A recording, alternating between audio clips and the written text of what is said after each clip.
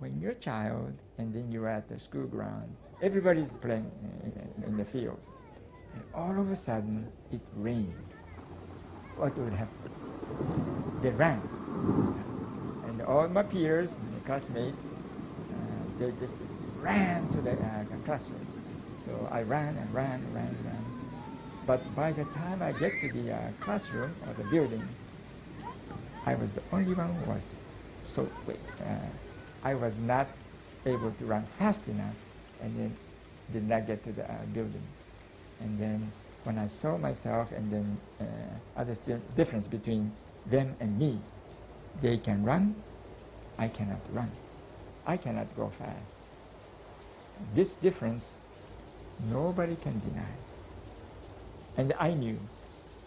This is when my self-worth was almost up to the bottom.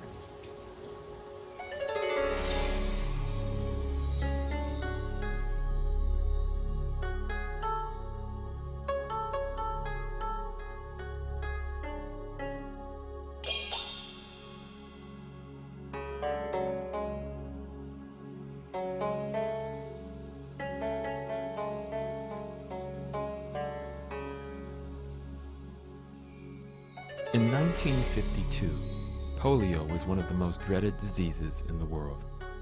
It had crippled and killed thousands from wealthy countries like the United States to war-torn Japan. The great race was on in the scientific community to find a cure, but it would not be until the 1960s that the polio vaccine was perfected for widespread use.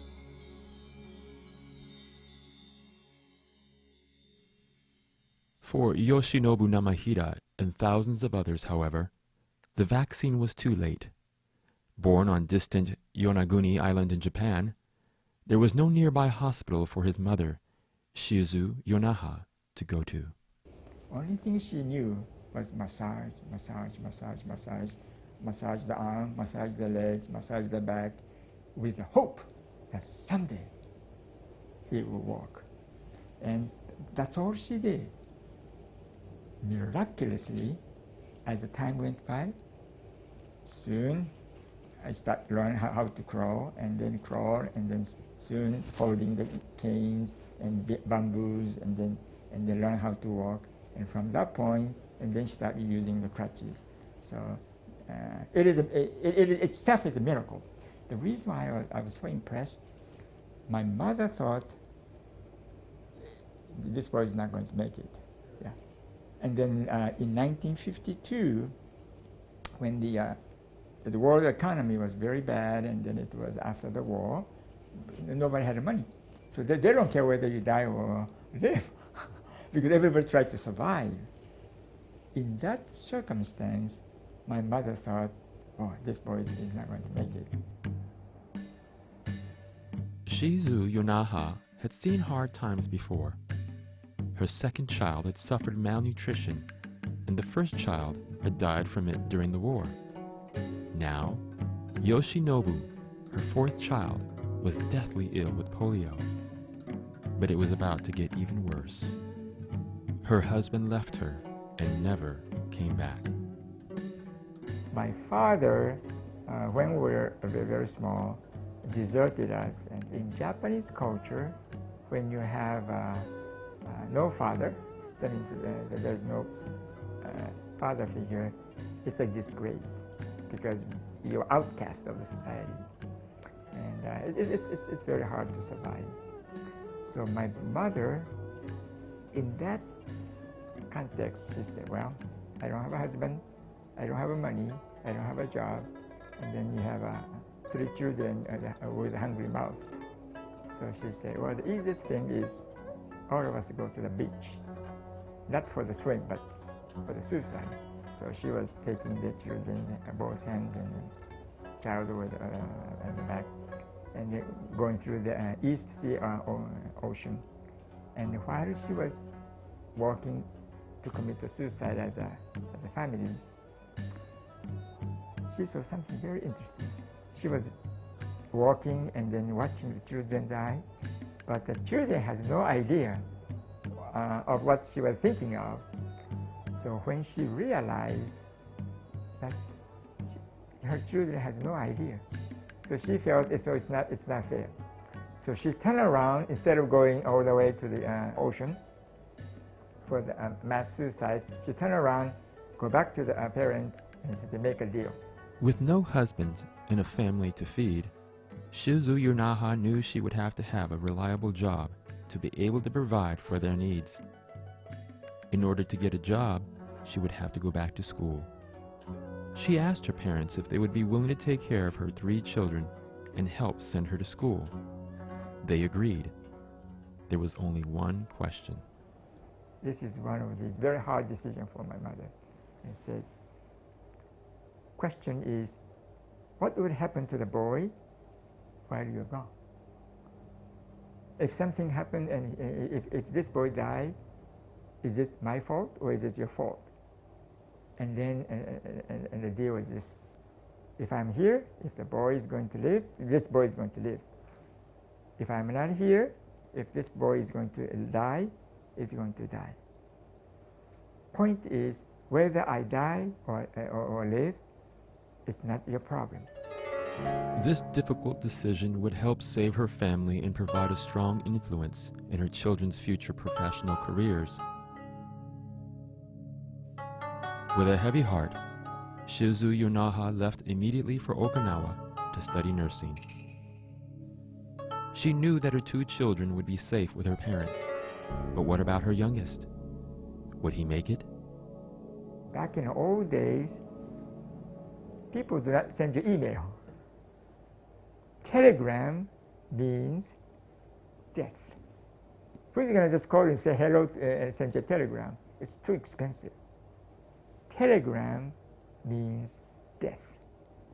So one thing that she was afraid of from homeland was a telegram. So the 1 month and 2nd month, and as the time went by, no telegram. She finally graduated from the nursing school, and then she left Okinawa Island, go back to Ishigaki Island, and go back to Yonaguni Island, and found all 3 children alive. Now she had a skill, now she had a job, now she has a trade in her hand, the profession, and she was able to take the children back from the grandparents, and then all 4 of us became the family. Life was still a struggle. The nearest doctor was a long boat trip away in Okinawa, and so Shizu Yunaha became the main healthcare provider for the entire island of almost 2,000 people. She had missed her family while she was studying in Okinawa, but her new profession would demand her time and dedication as well. So she went to door to door by bicycle, island, then take care of them, give her each instruction, and she had all this, like a doctor has a chart, each house. And she comes home like 9 o'clock at night, and when she comes home, kids are, time to time, they slept without eating. And they are poor to start, out. And it was very hard life. And like in the morning, he will, cry, mommy, and then she has to go and she cannot look back. She goes, and he just cry, and on a dusty road and tired and sleeps there. So neighbor will catch him and put him in his house. That was his life, see. As the sole health provider for the entire island, she was working from day until the evening, every day, for the people of the island. And as a child, only thing I remember is watching your mother from the back, but working day and night, not for her own self, but for the betterment of the neighbors and for your patients and for the people. As the sole public health provider on Yonaguni, she was instrumental in eradicating tuberculosis, leprosy, and malaria from the island during her 30-plus years of service. Treating tuberculosis was very difficult. Whenever she approached the door of a suspected TB patient, the family would not let her enter. In those days, if a person was diagnosed with tuberculosis, the word would quickly spread throughout the whole island and the community would ostracize the family. During nursing school, her instructors had emphasized to her that if she was serious about helping others, no problem she would face would be insurmountable. She could find a solution. Shizu Yunaha made a plan. Instead of visiting suspected tuberculosis patients during normal business hours, she visited in the evening and didn't wear her nurse's uniform. To any neighbor, it would just appear that she was making a friendly visit, and it worked. Families with sick TB patients would let her inside, and she could then treat them and keep their illness a secret. Her tireless dedication to Yonaguni Island did not go unnoticed. Many years later, she received awards by the government and other organizations in recognition of her years of service for the good of her community. My mother never told us, okay, you have to do the homework and you have to study and you have to go and become a professional. She never gave us the, do this, do that. All we saw was mother's figure from behind. But what kind of impression did it make for me? It was the dedication, life of service, life of dedication. But at the same time, do it with all your heart. And then when I watched from behind, that made a strong impression. It is my grandparents' philosophy that is in one word: education, education, education, even if you have to borrow money.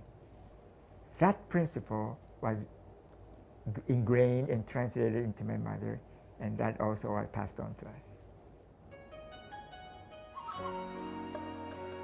Seeing her children receive an education was one of Shizu Yonaha's biggest dreams, and so, when he was old enough, Yoshinobu was enrolled in the public school on the island.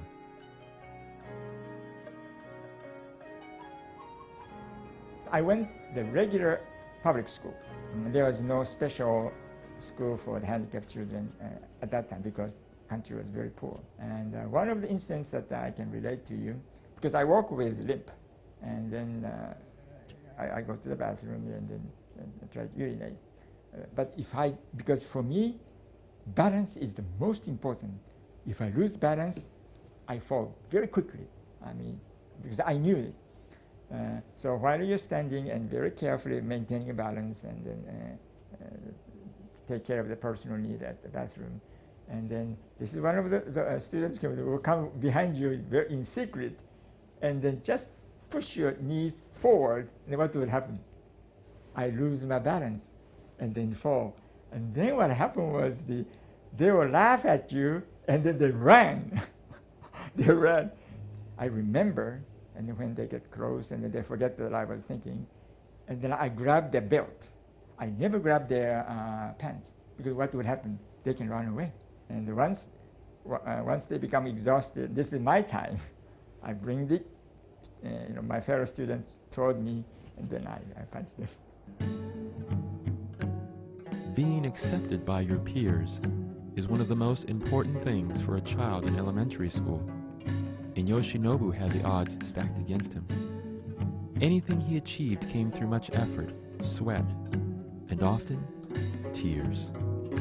On one occasion during elementary school, there was an athletic competition day, and all students were required to participate. Yoshinobu was to race against some of his classmates. In pity, the teachers put him a few feet in front of the other students, and then blew the whistle to begin the race.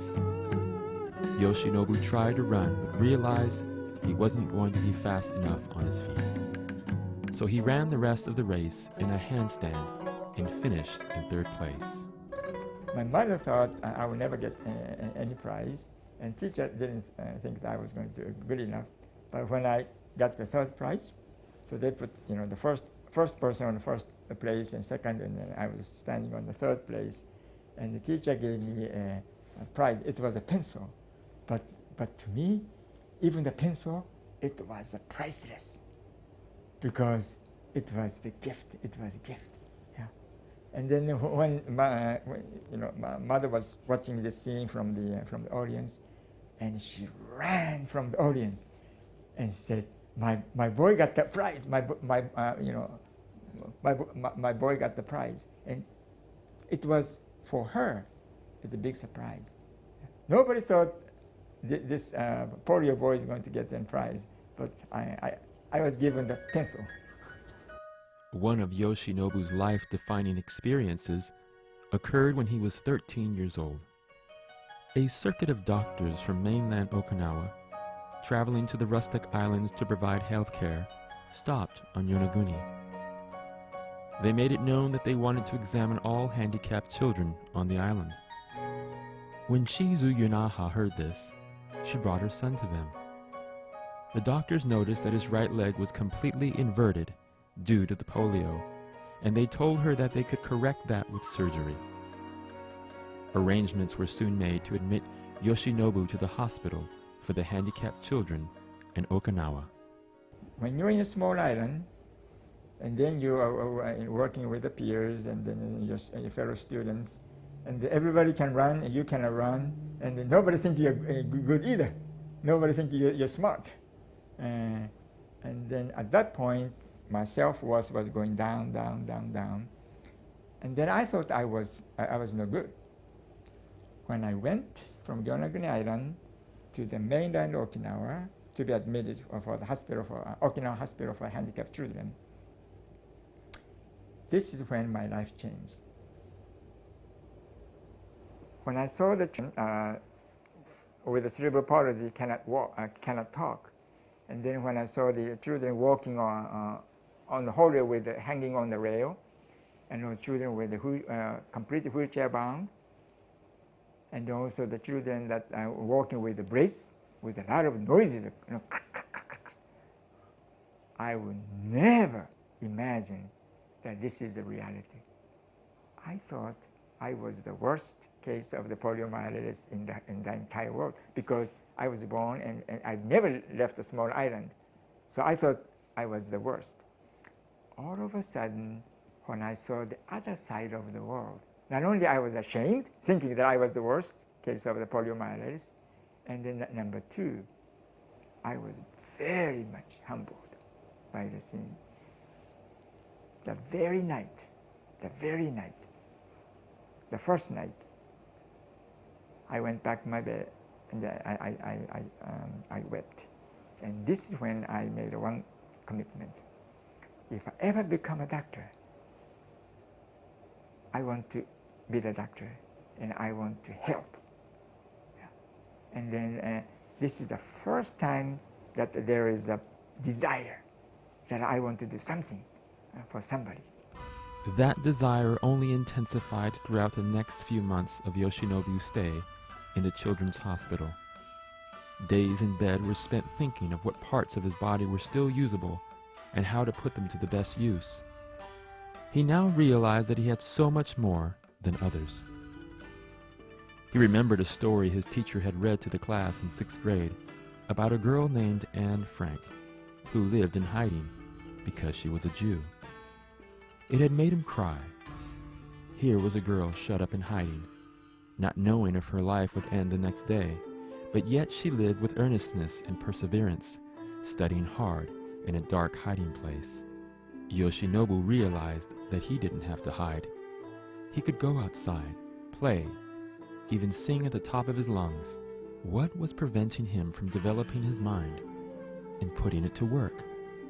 Looking back, he knew he had been a poor student and often got in fights with his classmates. But from that point on, he decided that things would be different. As time progressed, Yoshinobu's school grades began to climb higher, from near the bottom of the class until he was finally an A student. He was on the right track. He could be a doctor after all. Soon, he was a senior in high school preparing for the college entrance examination. 1 month before the examination, I became ill. So I was admitted to the hospital and then stayed in the hospital. And everybody else is working, studying hard for the college entrance examination. And then I knew I have to study. So I did my best, and then I asked a surgeon, can you just give me a special permit for me to go and take a test? So I went ahead and take a test, and after the examination, I went back to the hospital for the second surgery to drain the abscess. So this surgery was done, and then examination result came. In Japan, at that time, instead of posting all the result on the board, they will give you the result by radio, by transistor radio. And so I knew that day of announcement, so I was listening to that transistor radio, thinking that my name will show up, and then go through in sequence, and all of a sudden, my name was not on it, and I thought it must be a mistake. And then, at the end of the announcement, it said, "You see the end of all the announcement for those who passed the college entrance examination," and I knew I failed, and that was very heartbreaking. If you're in Japan and in a small society, and Japan is a very closed society and a highly competitive society, and if you fail, you are no longer cream of the crop. you are outside of the society, and then if you're handicapped, that's not good either. So I feel like the entire world was against me. So when I learned that I failed a college entrance examination, and I was no good, I was not smart, I was not the most beautiful, I was not the strongest, and I was very depressed. So I quietly left the hospital room, went to the backyard of the hospital, and then I was looking at the moon and said, I failed the college entrance examination, I'm no good, I'm not smart, and then I won't commit to suicide. Because at that point, you have no hope. So I became very depressed. And then the thought of suicide came into my mind. I said, that's right, it's easier for me to commit suicide and then finish up. But while I was watching the moon from the backyard of the hospital, something hit me. It was my mother's picture. Here's a mother who is working hard every day, the very best that she can do. And here's a young boy who says, I'm going to commit suicide. To me, it's not fair. I said, I will do this. I will put off one more year, and then I'm going to study as hard as I can under the given circumstance, and then we'll make another choice. So when I was discharged from the hospital, went back home, and then I stayed at home. I studied from 5 o'clock in the morning until midnight, every day. Didn't go anywhere, every day. Yeah, I made up my mind. I said, I'm going to do it. And then after 1 year of hard studies and very intense, very determined effort, and then I applied for the college entrance examination for the second time. And then at the second trial, I passed.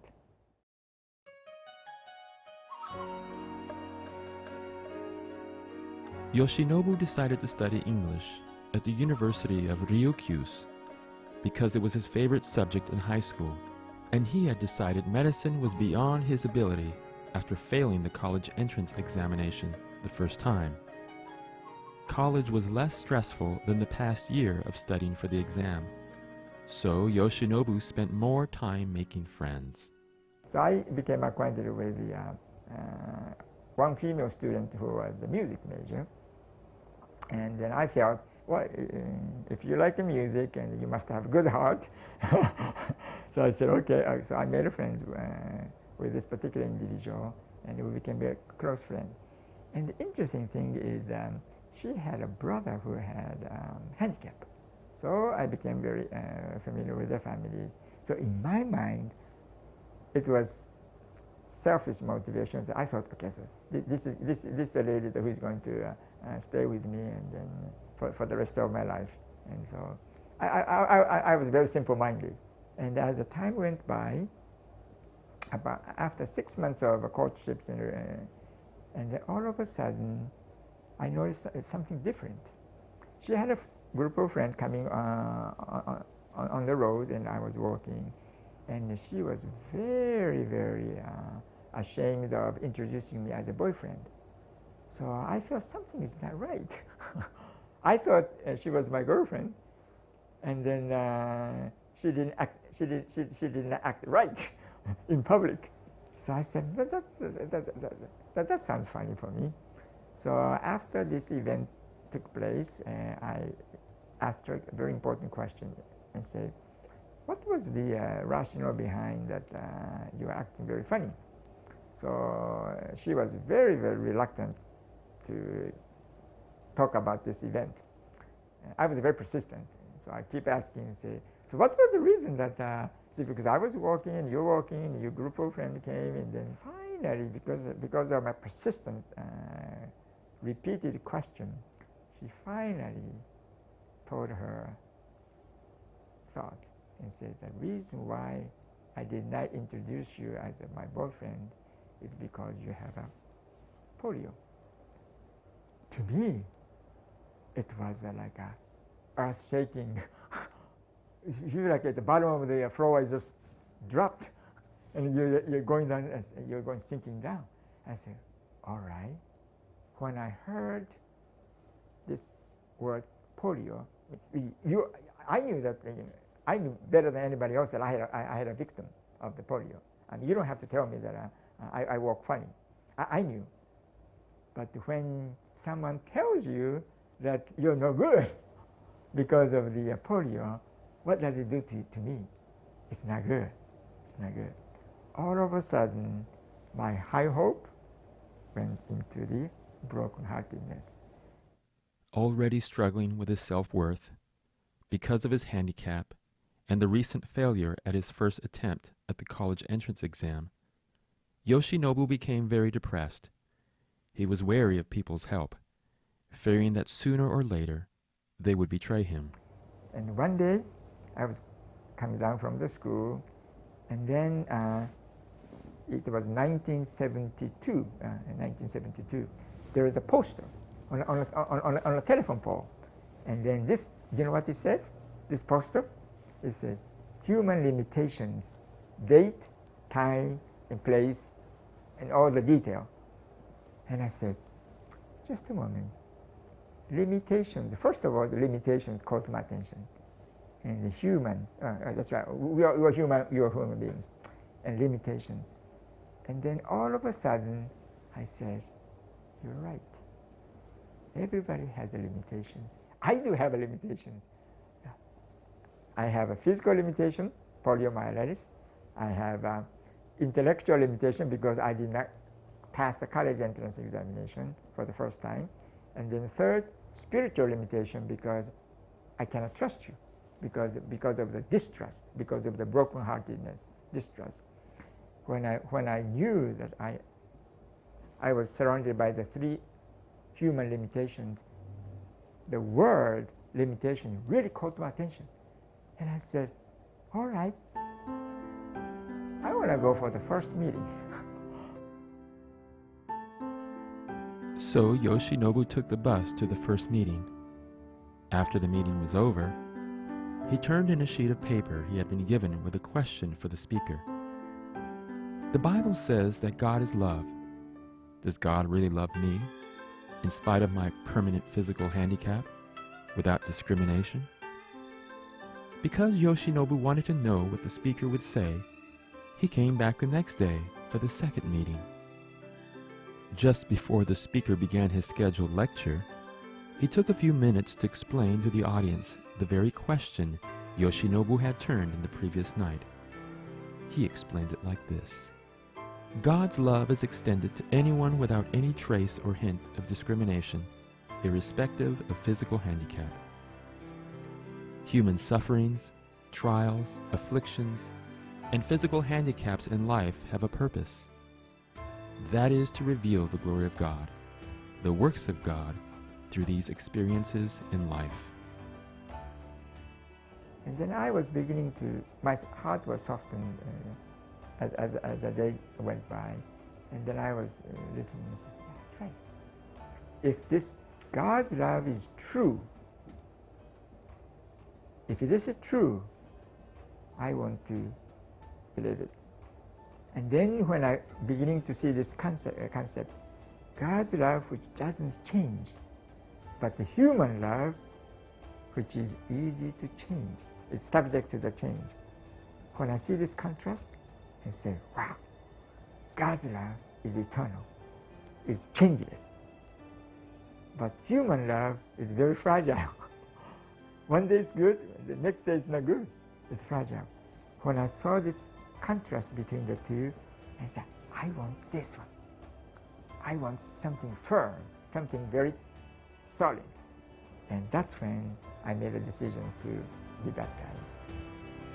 After the evangelistic meetings, Yoshinobu studied the Bible weekly with the Okinawa SDA mission president for a year and was baptized in December of 1973. Soon after this, he passed the exchange student examination and won a scholarship to study English for 1 year at Ambassador College in Pasadena, California. His new Adventist friends in Okinawa contacted the Japanese Adventists they knew in Los Angeles to tell them that Yoshinobu was coming and to help him with the transition of living in America. Yoshinori, Yoshinobu's older brother, traveled by train to visit him in the airport as he was leaving for America. Yoshinori had been a father figure to Yoshinobu, and the wisdom he shared that day left a strong impression in Yoshinobu's life. My brother explained to me and said, if you want to put this amount of effort and you get this amount of result. If you put this amount of effort and you get this amount of result and accomplishment and result. And the concept is very, very profound. But if you don't put the effort, you shouldn't expect the result. I knew this principle very well. Therefore, ever since I left the Haneda Airport in 1972, I followed the principle. Everything I do, if I want to do it, I want to do it well, and then do it for other people. Los Angeles was very different than Yonaguni or Okinawa. There were too many cars and too many people, and even though Yoshinobu had studied English for 2 years in college, he could hardly understand what people were saying. Not only was the accent different, but he didn't understand the idioms. Yoshinobu rose to the challenge, and his English rapidly improved. Because he didn't have his own car, he relied on his new Japanese Adventist friends to take him to the Japanese Seventh-day Adventist Church in Los Angeles. One of the lay activity leader, Dr. Poliomyelitis, approached me and she said, by the way, are you willing to give a 10 minutes testimony? I said, 10 minutes. And not knowing what I'm getting into, I said, I will. Unknown to Yoshinobu that day, there was someone in the audience that was deeply touched by his story. When I heard his testimony was so strong to me. So I had an impression he will not forsake God. So I gave my testimony, and then I left and went back, not knowing what I did and what was the impact. I was very touched of that pain he went through, and I said to myself, well, I can help him, and on top of it, he loves God. That's what I wanted. That's the one thing I wanted. And I started to pray about it, and at that time, this lady, our very close friend, she said, she really cared about me too, so she said, well, I have somebody for you, you know, and he's very rich. I said, is he Adventist, Seventh-day Adventist? She said, no, his parents are. Oh, I don't want somebody who, you know, is not for the road yet, because I wanted somebody in it already. Otherwise, I don't have a confidence to convert them, or he might convert me back to somewhere else. So, okay, do you have somebody in your head, or you have idea? I said, yeah, you know, this person who gave a testimony, I thought that was good. But she said, I cannot introduce him to you because he has a handicap, and I wonder what your parents would think. You know, you may have to go through some difficulty. I don't want to, and that was it. But that wasn't it. One day, the same friend that refused to introduce Mieko to Yoshinobu was asked to give Yoshinobu and another gentleman a ride to church. She'd been trying to help this man find a wife for some time, and after talking to him, she turned to Yoshinobu and said that she would try to help him find a wife too. He said, no, I'm not marrying. You're not marrying, why? And he said, well, nobody wants to marry, you know, a handicap. What? Wow, somebody was impressed by you, she said. So, who? But they don't tell you who is it. And I said, oh, really? I said, are you sure? Who is that? Is that long hair or this talking? Oh, I can't talk. It was in a church. I heard your testimony. That's all he got the information. But I guess that was enough. So, you know, if you are crippled, you don't have no money, you have no degrees, you have nobody. And so, who do you think you will be interested in? I said, no. I said, no. Somebody's interested in me. Oh, are you sure? So I said, I was very curious, because I'm very determined. I'm curious. So who is it? But they will never tell you who and where and how it happened. And after that, we had a camp meeting.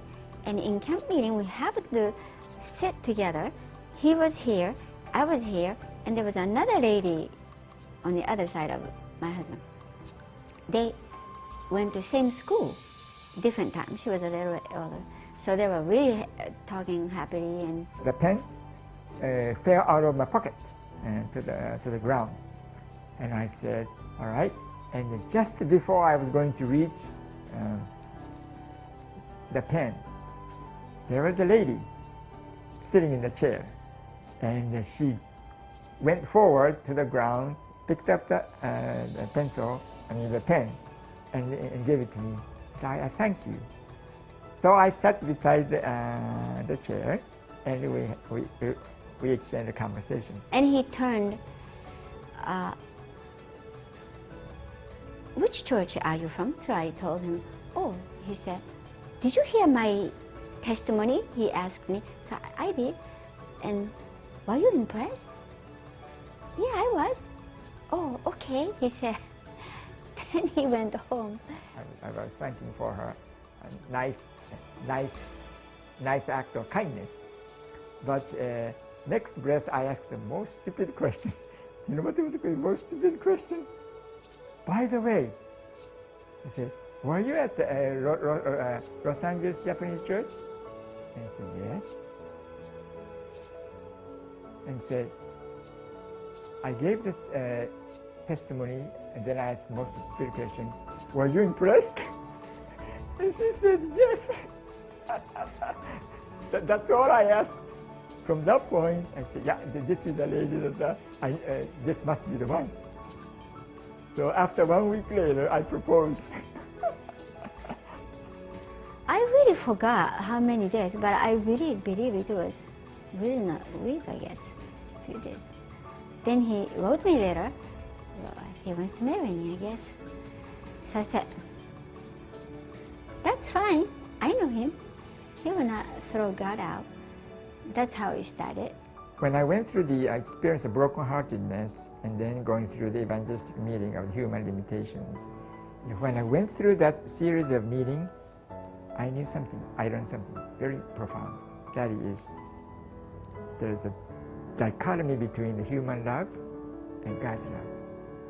When I knew this difference between the two, then I was able to trust instead of distrust. So that was a transition. And then when I met Mieko, I was on this mode, in a trusting mode instead of the distrusting mode. Yeah. The way we were brought up, both of us are very poor, but so different background, you know.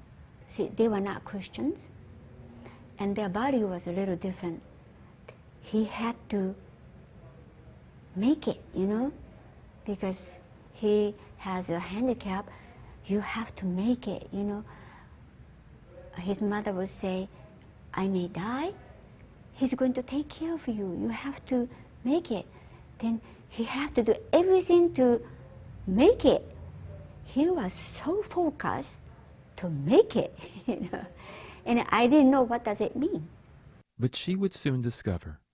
On June 22nd, 1975, after about a year of courtship, Yoshinobu and Mieko were married. Yoshinobu's brother, Yoshinori, and their mother came all the way from Japan for this special occasion. Yoshinori was so impressed by his brother's Adventist lifestyle, family and friends, that he soon became an Adventist after returning to Japan. Yoshinobu's drive to make it would only intensify after a doctor friend encouraged him in his childhood dream of studying medicine. And this doctor encouraged him to take medicine. And that was his original desire was. And he said, that's what I'll do. You know, so their group, Okinawa group, you know, they raised some money, and I worked too. And he went to La Sierra. So I moved from Bachelor College to the La Sierra College. Then I have to finish. I have to finish something. And then I learned something very interesting. For mathematics, you take classes, but you don't have to take their labs. Without having to take as many labs, Yoshinobu was able to take more classes which would help him graduate faster. Mathematics wasn't easy, and he would often phone his professors at home to ask them for help with difficult problems. He put everything he had into his studies, and finally, the day came for the final exam for his last class. I was working on my mathematics, and then I was working on the exam paper. So I said, I'm going to go ahead and work on question number 1, question number 2, 3, and 4, 5, and 6, 7, 8, question go down. And then I was working, and teacher said, well, time for you to turn in the paper. And then other students stand up and give the paper. And I was working really hard, and I was trying to answer all the questions. And Dr. Bornhouse said, my final announcement, time to turn in. And then said, if you do not turn in, and if I walk out of this room, and you get the 0. Just before he walked out, I stood up and then ran to the door and give him the paper, and it fell. I failed. And then I got the A on the mathematics, and I graduated from the La Sierra College with a high degree. He focused it, can't say anything else.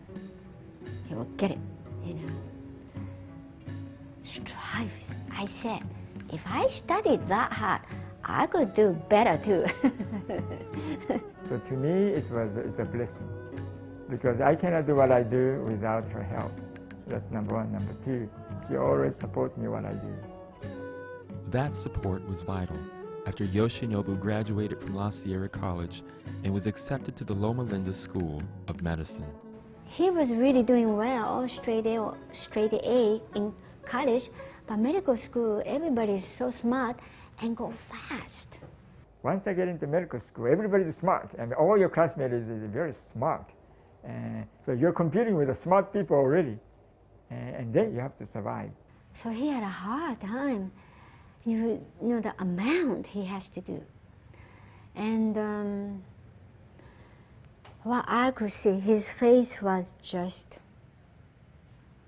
distressed, you know, so distressed. And you take the test, and you're almost at the borderline.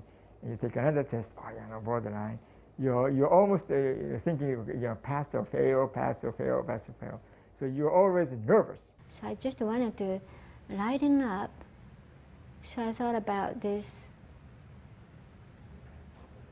writing something. As I went school and lectures and labs, and then we have to eat the lunch. So I carried my lunch, and inside the lunch, she put a poem, and then I mean it's a handwritten poem, and then she put a poem in the lunch. So as I ate lunch, and then I read the poem, and then she also put Ellen G. White quotes as an encouragement. So these are the things that really helped me when you're at the bottom. If you're at the top of the class and everybody thinks you're smart, you don't need help. But you're at the very bottom and nobody thinks you're smart. And still, your spouse and your wife give you the encouragement and say, yeah, keep up, keep up, keep up, keep up, and give her quotes and then for the encouragement. To me, it was a spiritual backbone. That spiritual backbone was very important for Yoshinobu. Being newlyweds while studying medicine was not for the faint of heart. There were many challenges, especially considering their different upbringings, but Mieko's sacrifices helped pave the way for Yoshinobu to succeed. Sometimes I was so stressed out too, unhappy, unhappy, and I didn't want to write. But sometimes I said, he needs it, I'm going to write it. During the time Yoshinobu was studying medicine, there was a shortage of doctors in the United States, and medical schools changed their schedules so that students could graduate in 3 years instead of 4. This only added to the stress. But I was always asking God, God, I did not ask anything, money, doctors, or what. Only thing I asked you, happy marriage. That's the one thing you didn't give me. Why is it? That was my, all this. But the way we ended up, I understood, and at the same time, God helped me to grow too. That was important to me at this time. That's what it does. When two different people get together, completely different, cannot understand what's going on. Why you do that, And that's why medical students, a lot of them divorce, I mean, so stressed out. But I'm glad I kept on doing. I kept on doing, tried to help him, and I want to see him succeed. So Mieko poured herself into writing her husband's quotes of encouragement, as well as her own original poetry, every day. 私はのぶちゃんが忠実にこの世での仕事を果たして天国に行けるなら If you go to heaven, when you faithfully finish your appointed work on this earth, I shall not want anything. I am firmly determined to do whatever I can to do for you for this single purpose. You know what really touched my heart? If you have enough money, if you are very wealthy, if you have a degree, it's easy to attract. But if you have no degree, you have no money, you have no resource, and yet there is someone telling you that even if you don't have a degree, I'm still with you. Even if you don't have any, any letters behind your name, that's fine, but I'm still with you. When I read this one, I shall not want anything, it broke my heart. What she is looking for is not, quote, degrees and wealth and monies and house and cars. And said, I need something. There's something eternal, something valuable, something you cannot touch, but something very precious.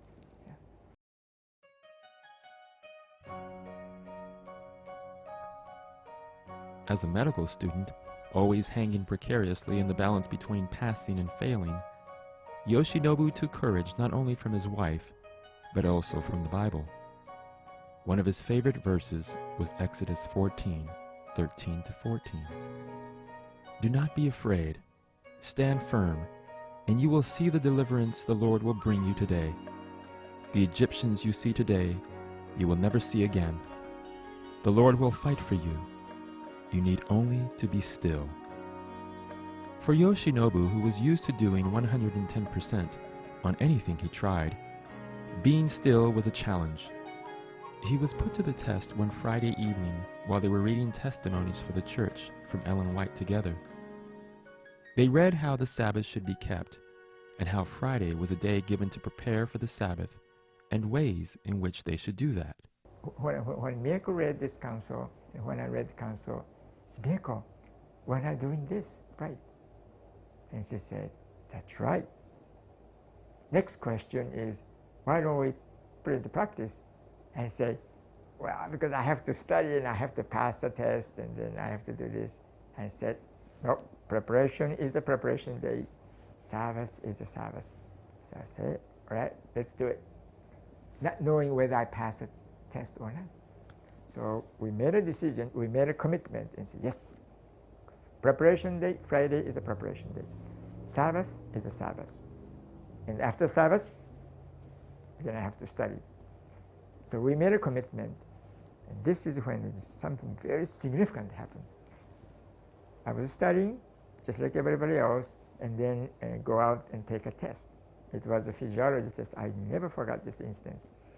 So I go to the class and take the test, and then I did better.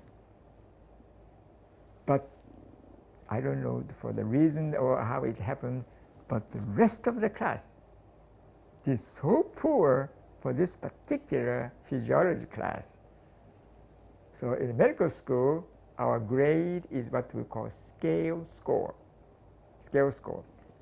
Your grade is based upon your peers' performance. It's called scale score. So if you did a little bit better, but the rest of the class, your peers, your classmates did so poor, what would happen to your scale score? Your scale score goes really high. So that helped my situation. It's good for me because you're almost at the bottom of the, going off the cliff. But at that moment, my scale score went this way. It's just like airplane. So instead of failure, and then it's okay, pass. And then you're about to fail, and yeah, you pass. And then the next course, and then pass. So physiology, and then pharmacology, and then pathology, and you go through the one class. And then finally made it to the medical school. When I had a rest on the Sabbath day, and then come back and then study, you know what happened to my productivity? It increased. When God gave that tranquility and also concentration power, those two things really helped me to go through the tough time. I believe it was God's invisible hand who touched Miyako's heart and touched my heart at the very moment that the message that I need to know, and then told us, yep, Friday is the preparation day, Saturday is the Sabbath day, keep it holy, don't worry about it, because if you're busy and then if you want to study and you want to study even one more minute in order to pass a test, but it was a reverse logic. And then when I put into this principle into practice and be able to graduate medical school without, even though I was not the top of the class, I was at the bottom of the class, but I still made it through the program and graduate. Then I have to make a choice. Do I go to the cardiology or nephrologists or neurologists and gastroenterology? When I was when I was 12 years of age, I had a perforated appendix, and then I developed the infection. It's called the peritonitis, and I was very ill in Yonaguni Island. So my mother knew that I was very ill, and so she took me by boat from Yonaguni Island to the Ishigaki Island. And so in Ishigaki Island, it was such a blessing that the mainland Japan sent a trained surgeon, general surgeon, to Ishigaki Island as an assignment. And then I was brought to the island by boat, by fishing boat. So I came, and then he looked at me and said, oh, this boy is really sick. So he performed the emergency appendectomy and then saved my life. So I remember that incident. So when I recovered from the appendectomy and went back to Yonaguni Island, and I still remember that incident. So it was very easy for me to choose, okay, I want to go into GI, gastroenterology, because of the childhood experience as a patient. It's getting harder and harder for me to keep on standing, but I'll be able to do all the required work in the chair. All the endoscopy is by hand, by finger. Yeah. Because as long as you're able to move your fingers to the right and left and up and down and be able to maneuver, you can do everything what you want to do. Graduating from medical school was a surreal experience for Yoshinobu. He was now Dr. Namahita, and memories and emotions flooded his thoughts as he held that piece of paper. It felt very heavy to him when he realized what he had finally accomplished. Dr. Namahita took a residency in internal medicine at Loma Linda for 3 years and then traveled to the University of Mississippi Medical Center for his fellowship in gastroenterology. I was going back to California to become a teacher. And on my way, Dr. John Evans called and said, by the way, you're going back to California.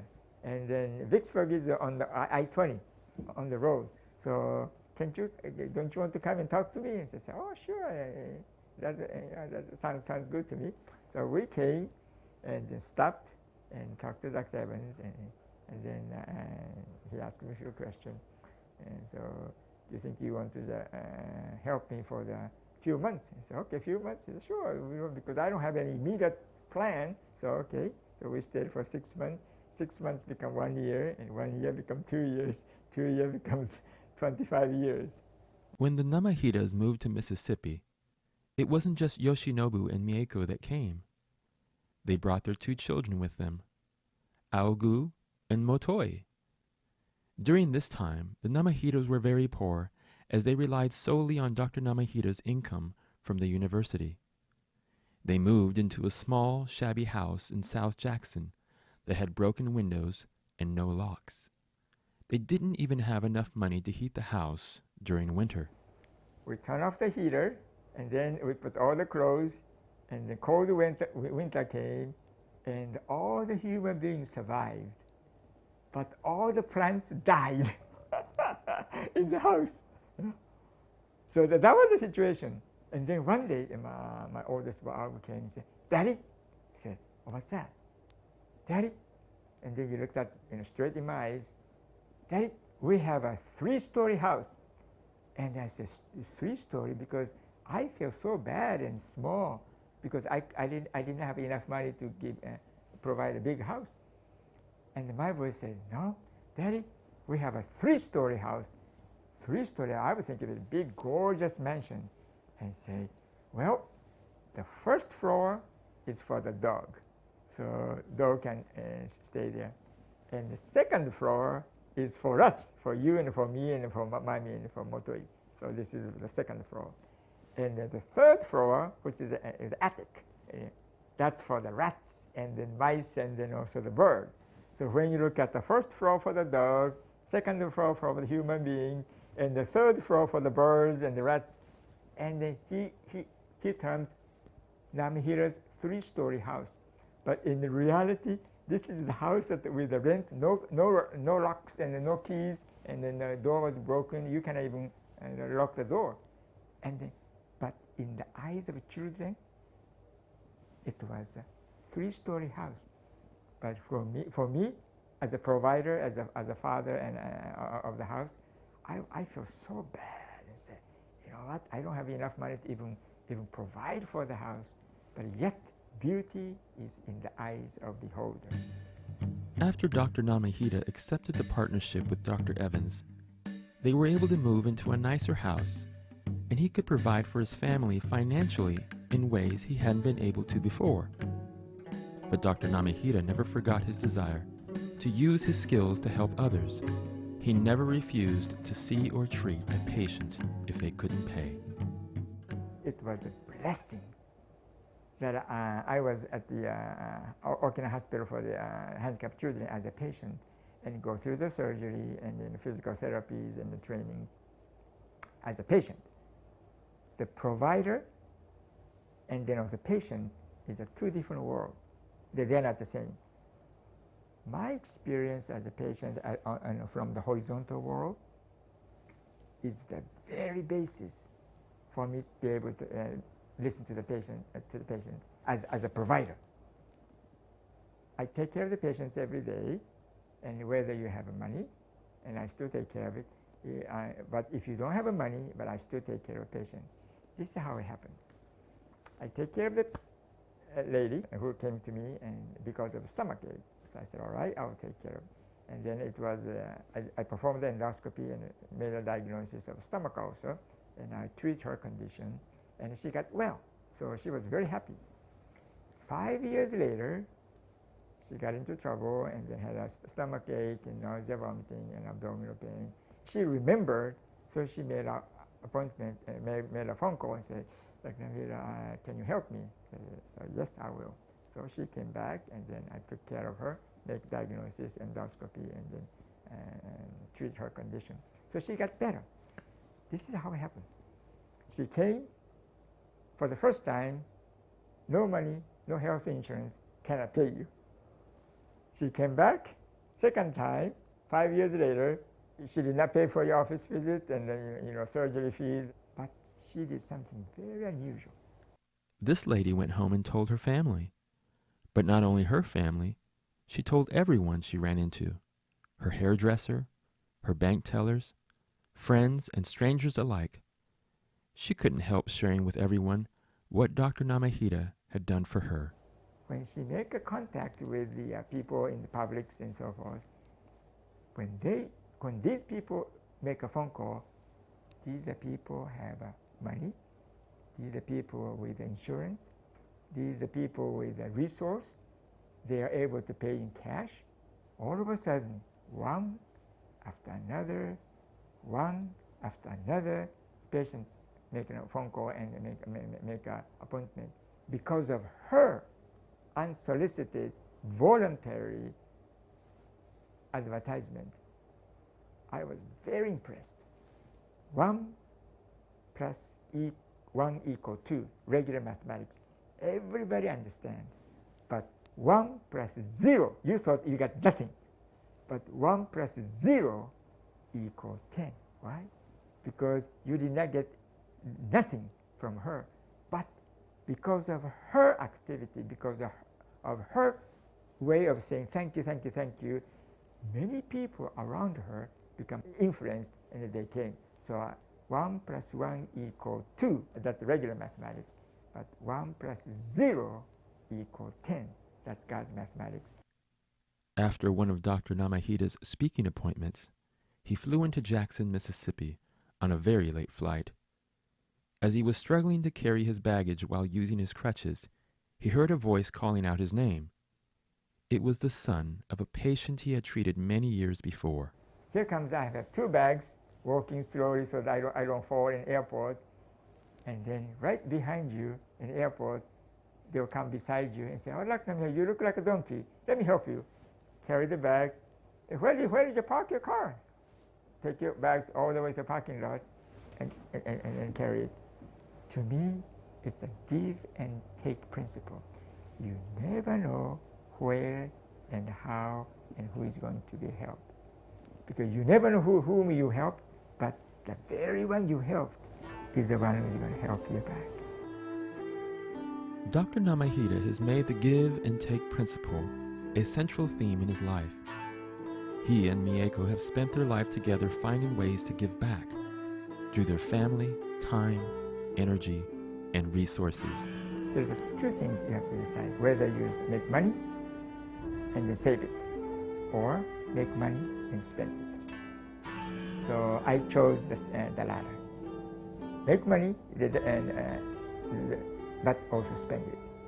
So now what I do is not only I run the business and I operate the clinic, but at the same time take the resource, the financial resource, and then use this resource for the public speaking and for the massive the book distribution that we do. So this is my way of saying or expressing, so let me return. Yeah. Because I was given something that I did not deserve, quote, as a life. Because I should be dead a long time ago. But now I still have a life, and then let me return something back. So that's the background. So Miyako and I make 2 weeks time off from my practice and go to mainland Japan and Okinawa, and then mainly contact with the public school, make a series of speaking engagement, high school, junior high school, the senior high school, the college, and the technical school, nursing schools. And then when they realize that I don't have any hidden agenda except for me to share, and then they realize the value, because it's a very heart-touching motivational talk. And then because of this background, public school principals are willing to give me a time slot. Dr. Namahita shares his stories with students because he knows many of them don't get the encouragement they need to reach for their dreams. He believes if they can learn the valuable lessons that have shaped his life, they will understand the true meaning of success and how to achieve it. Point number one is the spirit of perseverance. If you fail, you still stand up and pick up a courage and go. So even if you fail, failure is not a failure. That's number one. Number two, failure is a failure only when you quit. As long as you keep trying, failure is not in the vocabulary. Yeah, that's number one. Number two, willingness to share. It's okay for you to receive, but willingness to share, willingness to return. And number three, even if you gain the whole world, meaning you get wealth, you get resource, you get material, even if you gain the whole world, but lose your own soul, means your own spiritual life, Bible said, what profit that would it be? In other words, what will you give in exchange for your soul? That concept is very important, and it's a driving force for my life.